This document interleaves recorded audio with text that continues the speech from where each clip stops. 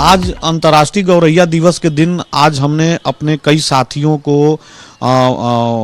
काष्ठ निर्मित घोंसला दिया है और उनसे दे के ये अपील की है कि इन घोंसलों को ले जाके आप अपने घर के दीवारों और आंगनों पे टांगिए जरूर। टांगने के साथ साथ आप अपने घर के बच्चों से इस मूवमेंट से जुड़ने के लिए कहिए और गौरैया चिड़िया के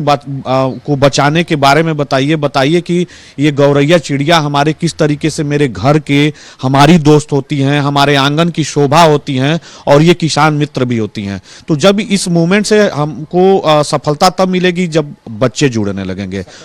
और आज हम लोगों ने ये संकल्प लिया, सारे लोगों ने शपथ लिया कि हम गौरैया को बचाने के लिए हम लोग का जो प्रयास है पूर्व से और तेजी गति से हम लोग प्रयास करेंगे। और इस मूवमेंट में अभी तक हम युवाओं और छात्रों को जोड़ रहे थे, अन्य लोगों को जोड़ रहे थे, अब हमारा फोकस बच्चों पे भी रहेगा, क्योंकि यदि बच्चे जुड़ गए तो ये हमारे आंदोलन की सफलता मानी जाएगी गौरैया बचाने की।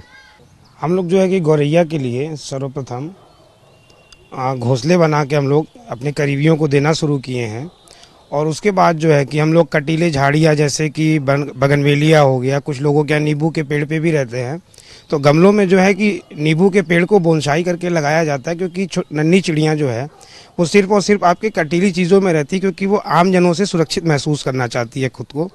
इस तरह से हम लोग जो है कि रूफ गार्डनिंग पे भी फोकस कर रहे हैं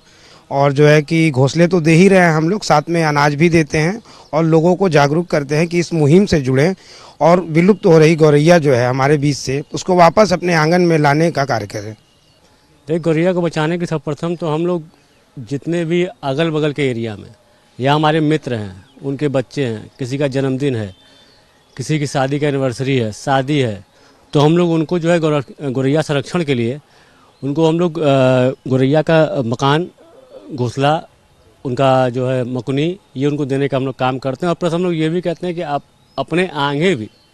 आप लोग जो है इसका करें, क्योंकि अब जो हमारे बच्चे हैं वो गौरैया को भूल गए, तो उनको ये जानने के लिए देखिए गौरैया भी हमारे लिए